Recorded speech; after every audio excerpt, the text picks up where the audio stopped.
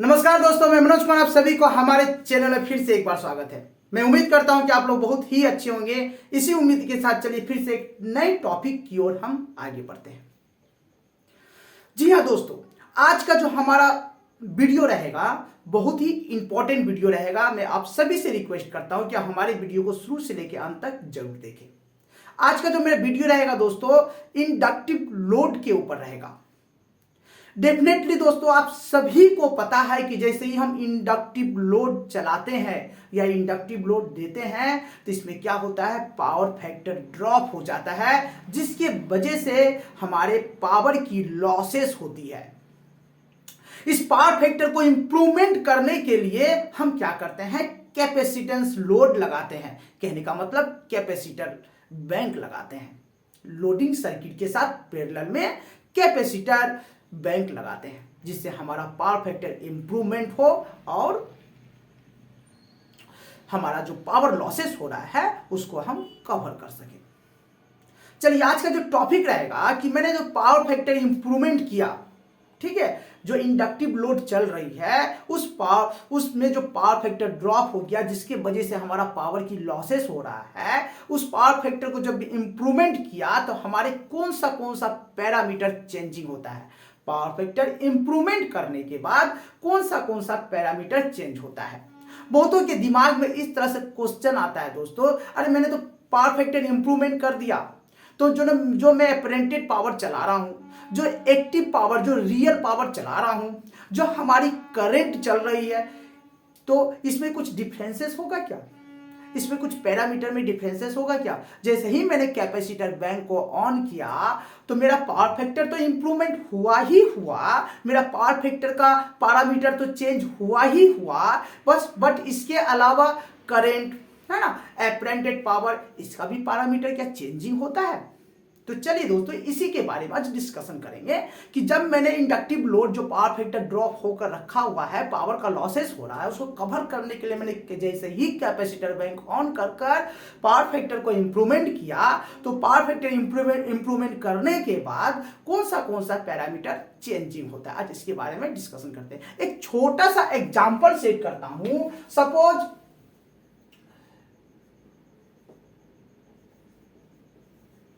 Inductive load, okay, हमारे कोई भी सिस्टम में इंडक्टिव लोड 10 मेगावाट चल रहा है, ठीक है, 10 मेगावाट चल रहा है। मेरे बात को ध्यान से समझिएगा दोस्तों, बहुत ही इंपॉर्टेंट आज का वीडियो होने वाला है। 10 मेगावाट इंडक्टिव लोड चल रहा है, जिसका पावर फैक्टर, ठीक है, पावर फैक्टर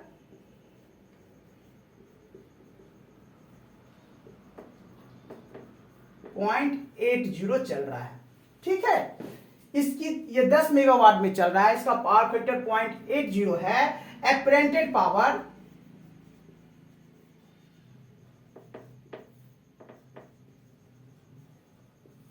12 MVA है, ओके। इसकी करंट 650 एम्पियर है पर फेज। हमारे सिस्टम में जो इंडक्टिव लोड चल रहा है उसका लोड चल रहा है 10 मेगावाट, ओके। पावर फैक्टर है 0.80, अप्रेंटेड पावर है 12 MVA, ओके, और करंट इसमें फ्लो कर रहा है 650 एम्पियर पर फेज, माने तीनों फेज में जो करंट फ्लो कर रहा है 650 एम्पियर कर रहा है। इस पैरामीटर में आपको कहां पर डिफरेंसेस लग रहा है। डेफिनेटली दोस्तों, मैंने पावर खरीद रहा हूं 12 MVA, मैं पावर खरीद रहा हूं 12 MVA, बट यहां पर इंडक्टिव लोड देने के कारण मेरा पावर फैक्टर ड्रॉप होकर 0.80 हो गया। मेरा पावर फैक्टर ड्रॉप होकर 0.80 हो गया। मैंने क्या किया, ये जो 2 MVA पावर लॉसेस हो रहा है, 2 MVA पावर लॉसेस हो रहा है, इसको कवर करने के लिए मैंने कैपेसिटर बैंक लगाया। कितने का, 4000 kVAR का मैंने कैपेसिटर बैंक इस लोडिंग सर्किट के साथ पैरेलली कनेक्शन किया।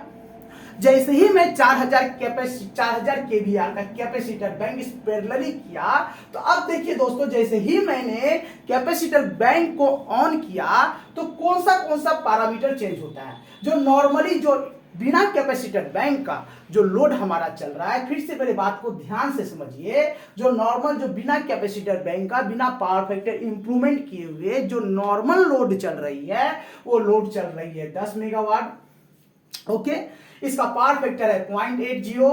एपरेंटेड पावर, जिस पावर को मैंने खरीद रहा हूं 12 MVA और करंट फ्लो कर रही है 650 एम्पियर पर फेज। ठीक है, और जैसे ही मैंने कैपेसिटर बैंक को ऑन किया तो कौन सा पैरामीटर चेंजिंग होता है, इस बात को आप यहां पर देखिए। जैसे ही मैंने इस 4000 kVAR कैपेसिटर बैंक को ऑन किया तो मेरा 10 मेगावाट ये हमारा कांस्टेंट रह जाएगा, ये हमारा कांस्टेंट रह जाएगा। अब कहेंगे कि कांस्टेंट क्यों रहेगा? अरे ये जो हमारा 10 मेगावाट पावर चल रहा है ना, ये रियल पावर है, ये एक्टिव पावर है। जो मैंने लोड चला रहा हूं ये लोडिंग पावर है, एक्टिव पावर है। इस पावर में कोई भी चेंजिंग नहीं होती है। ये बात को माइंड में सेटअप कीजिए दोस्तों। बहुत सारे बंदे के माइंड में या दिमाग में ये सेटअप हो जाता है, अरे 10 मेगावाट चल रहा है, पावर फैक्टर ड्रॉप है, जैसे मैंने पावर फैक्टर को इंप्रूव करूंगा मेरा मेगावाट बढ़ जाएगा। ऐसा नहीं, यहां पर पावर फैक्टर को इंप्रूवमेंट करने का मतलब है कि मैं जो पावर को लॉसेस, जो मेरा पावर लॉसेस हो गया, बीच रास्ता में लॉसेस हो गया इंडक्टिव लोड देने के कारण, वो पावर को मैं कैसे कवर करूं। मैं तो 12 MVA का पैसा दे रहा हूं, मैं कंजप्शन कर रहा हूं कितना, 10 मेगावाट, है ना। तो ये जो रियल पावर है, एक्टिव पावर जिसको मैं कहता हूं, है ना, एक्टिव पावर जिसको कहता हूं, जिसको ट्रू पावर कहता हूं, जिसको रियल पावर कहता हूं। किस पावर को रियल पावर कहता हूं, किस पावर को एक्टिव पावर कहता हूं? जो लोडिंग कंडीशन में चल रहा है, लोड में है, ये पावर हमारा मेगावाट में जो है, इस पावर को मैं एक्टिव पावर कहता हूं। तो एक्टिव पावर में कोई चेंजिंग नहीं होगा। 10 मेगावाट में चल रहा था, 10 मेगावाट में चलेगा। पावर फैक्टर में चेंजिंग होगा, पावर फैक्टर 0.99। ओके, एपरेंटेड पावर में चेंजिंग होगा। जो पावर में खरीद रहा हूं उस पावर में चेंजिंग होगा। ये पावर सीधा चला आएगा 10 MVA, ये पावर सीधा चला आएगा 10 MVA एपरेंटेड पावर। ओके दोस्तों, और करंट कम हो जाएगा, करंट कम हो जाएगा। जो मेरा 10 मेगावाट में 0.8 पावर फैक्टर में करंट 650 एम्पियर फ्लो कर रहा था पर फेज, वो करंट चला आएगा नीचे 550 एम्पियर पर फेज। तो कौन सा पैरामीटर चेंज हुआ? मेरा एक्टिव पावर, जो रियल पावर, वो जैसा का तैसा, उसमें कोई चेंजिंग नहीं। एपरेंटेड पावर, जो पावर मैंने खरीद रहा था, जो 12 MVA में कंजप्शन कर रहा था, वो पावर मैं 10 MVA में लेकर चला आया। मैं 2 MVA जो वेस्ट हो रहा था पावर, मैं बेकार का पैसा दे रहा था, जहां से मैं पावर खरीद रहा था उसको बेकार में मैं पैसा दे रहा था 2 MVA का, वो पावर को मैंने कवर किया, उस पावर को मैंने सेव किया, और पावर फैक्टर तो इंप्रूवमेंट हुआ ही हुआ। उसके साथ दोस्तों मेरा करंट कम हो गया।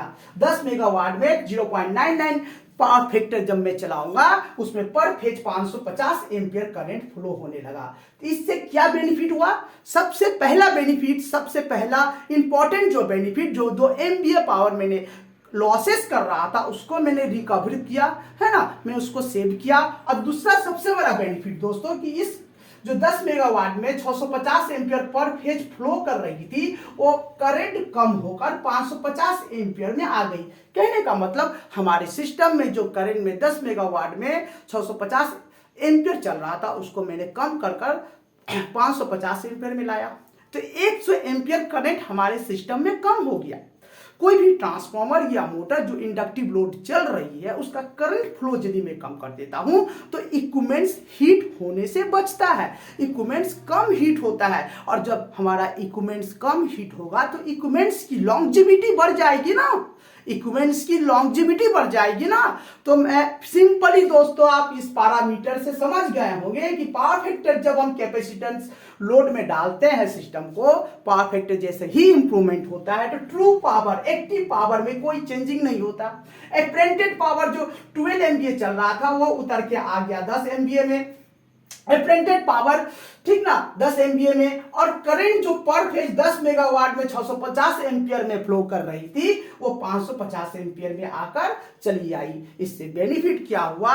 सबसे दो बड़ा बेनिफिट हुआ कि मैंने जो पावर को लॉसेस कर रहा था उस पावर को मैंने रिकवर किया, और दूसरा बेनिफिट दोस्तों कि हमारे सिस्टम में जो 650 एम्पियर करंट फ्लो कर रही थी उसके बदले 550 एम्पियर फ्लो कर रही है, करंट कम फ्लो कर रही है, जिसके वजह से हमारा इक्विपमेंट्स ज्यादा हीट नहीं हो रहा है, इक्विपमेंट्स की लॉन्जिविटी बढ़ जाती। समझ गए दोस्तों? आज के ही मेरा मेन टॉपिक था, मेन लॉजिक था, मेन फंडा था। मैं उम्मीद करता हूं कि यह वीडियो आप लोगों को अच्छा से समझ में आया होगा। इसी उम्मीद के साथ आज की क्लासेस को मैं समाप्त करता हूं। नमस्कार दोस्तों। और जाते जाते आप लोगों से एक रिक्वेस्ट, एक निवेदन करता हूं कि आप हमारे वीडियो को जरूर से जरूर लाइक करें, सब्सक्राइब करें। नमस्कार दोस्तों।